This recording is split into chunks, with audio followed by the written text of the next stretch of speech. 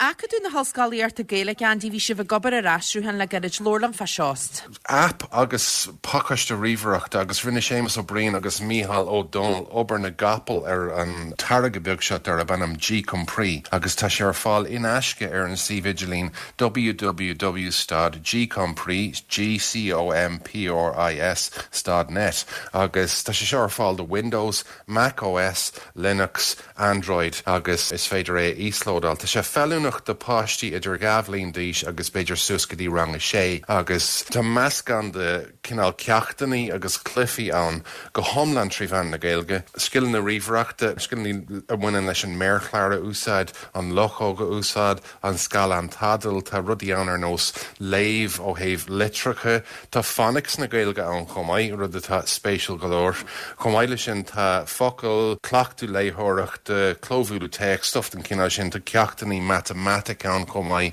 le óliacht, tíróliacht. Tá na clifí beag a tíróliacht an spríúil sa chuí is bhfuil aistriúchan dénta ar na tíortha agus na ceantracha timpeall na Rinne agus bhfuil tafad dénta ar páistí a rán na focail sin. Bhil sé canna Andy? Tá sé dénta ar canúnt chuigú ola go bonús a chuid páistí na teagascóirí Rinne an tafad dúine. Tá an job dénta acu agus tá chuid in na clifí tíróliacht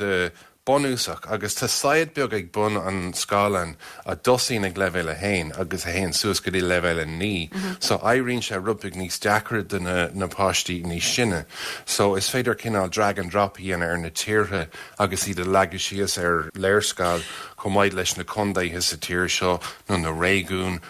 na Argentina nó tíorbí eile. So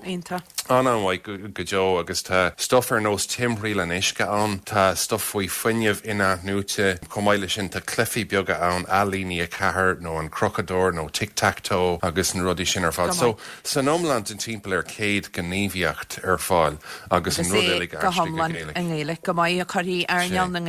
Gaeilscáilíarta sa mórin sin gcompris.net